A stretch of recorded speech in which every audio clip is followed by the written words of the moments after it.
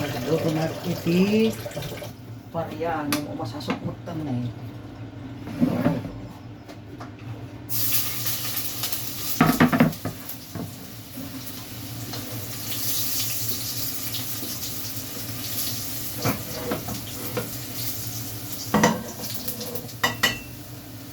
Parya na agyatin.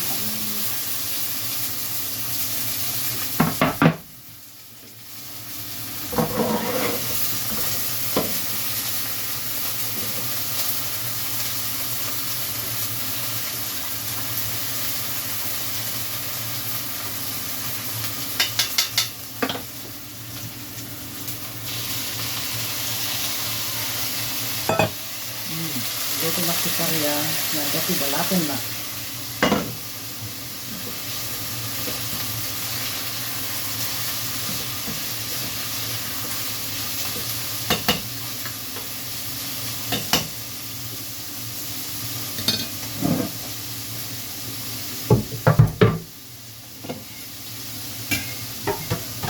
Karya nga dati balaton na.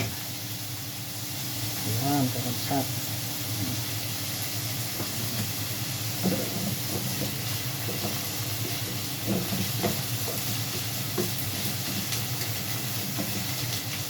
Muna nga lutot iti parya. Kasi di balatong naluton. Kaya munang tapos laukan tayo iti vegetable flavor with yan, maraming masarap ito. Tapos madamdama tabi ko ito na ito, iparabaw ko ito isda. Haluin natin, hintayin natin na maluto yung parya, ang palaya.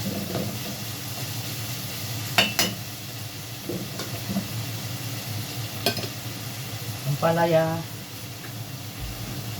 tapos spinach. Isahog ko sa aking linulutong monggo. Now, I need to wait.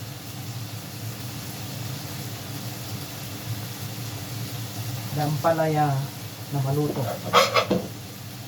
bago ko ilagay yung monggo.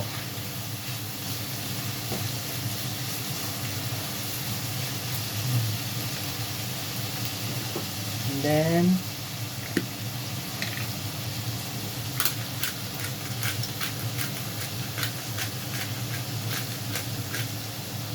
ganyan lang, simpleng luto. Simpleng luto.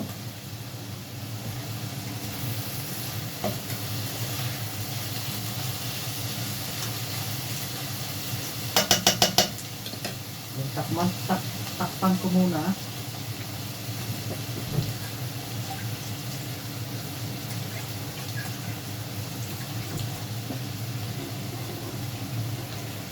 Tatakpan ko muna.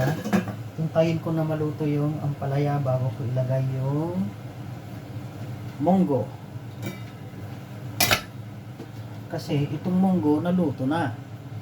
Kaya hintayin ko din maluto yung ampalaya. Ayun, ito. Yung tama lang na ulam yun sa isang beses na kainan. Kasi kung magluto ka ng marami, hindi na masarap sa kinaumagahan.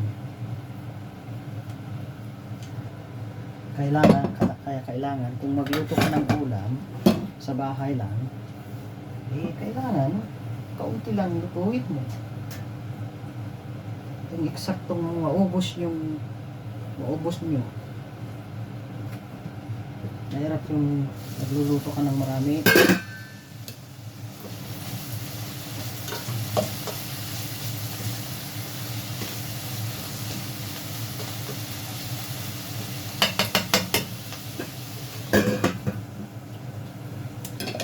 Napakasarap.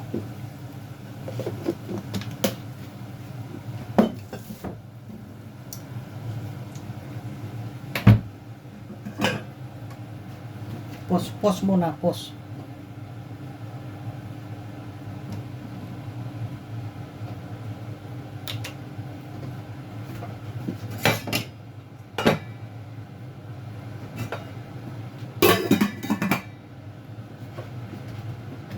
Hi dear, I di di di di di di.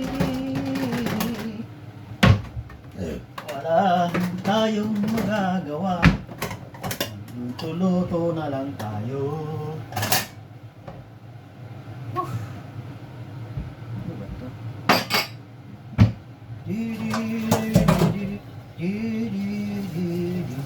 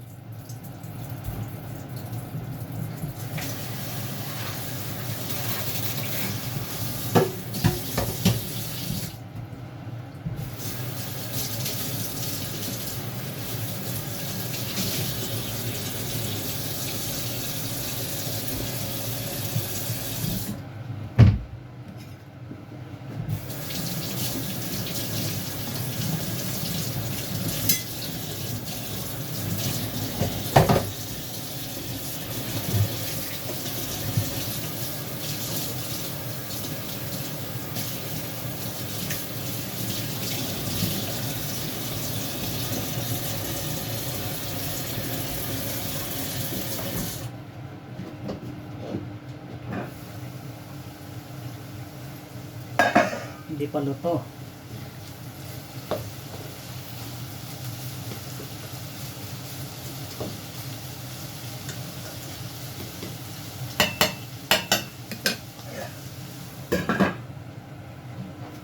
How great the one you are.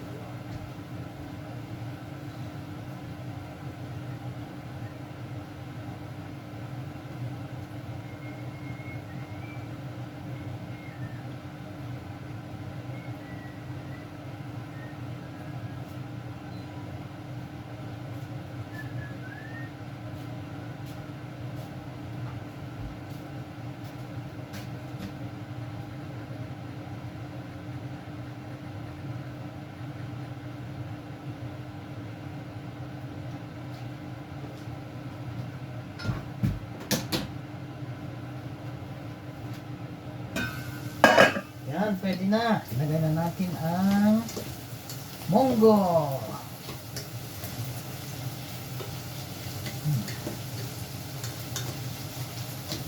Ay, hindi pa luto ang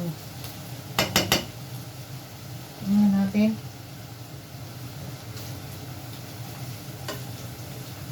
Hindi pa malambot, pero ang sarap. Masarap ang ampalaya. Ito daw ang ampalaya, gamot daw yan sa cancer. Yan naman ang sabi ng aking doktor dito sa UK. Lalo daw kung may high blood ka, dapat ampalaya ang ulamin mo. Ewan ko, yun naman ang sabi ng doktor. Kaya minsan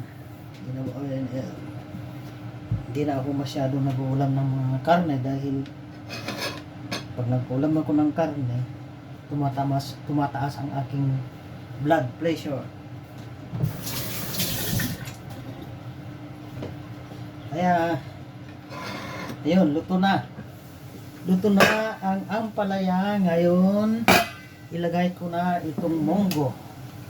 Ayan. Masarap ito, mga kaibigan, mga kapatid.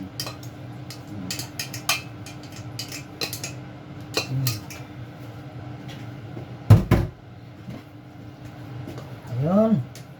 Tignan ninyo. Oh, ditaas kong kanyang apoy.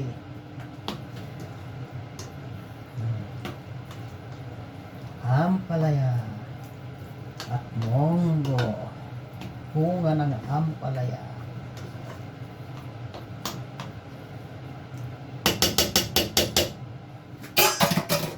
La la la la la la la la.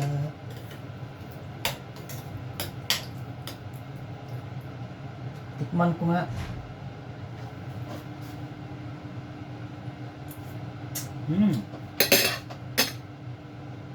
Ang kulang na lang ay asin.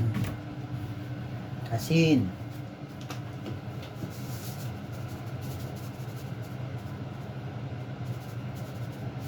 Yan. Tikman ko ulit mga kapatid.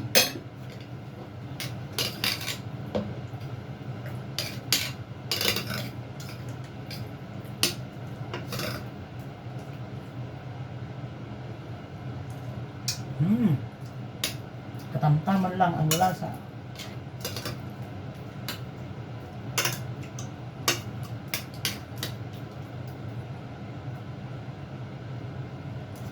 Ayun.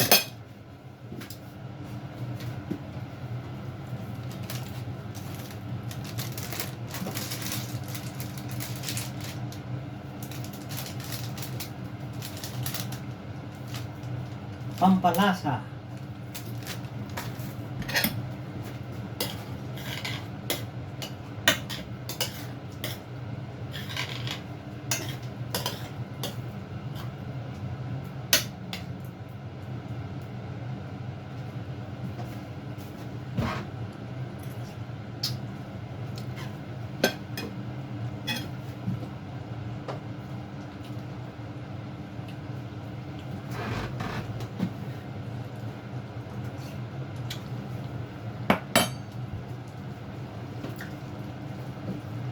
Ngayon, isunod ka na itong spinach. Ayan. Ayun.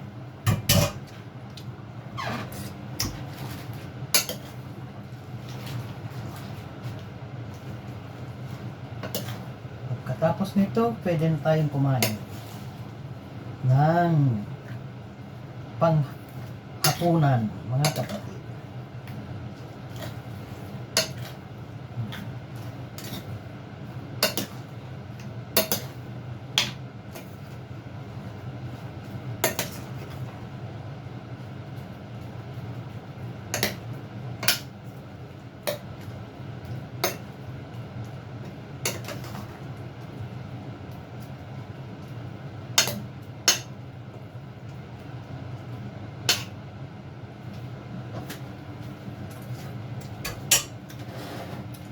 Then ilagay ko na sa ibabaw ang aking pirinitong isda.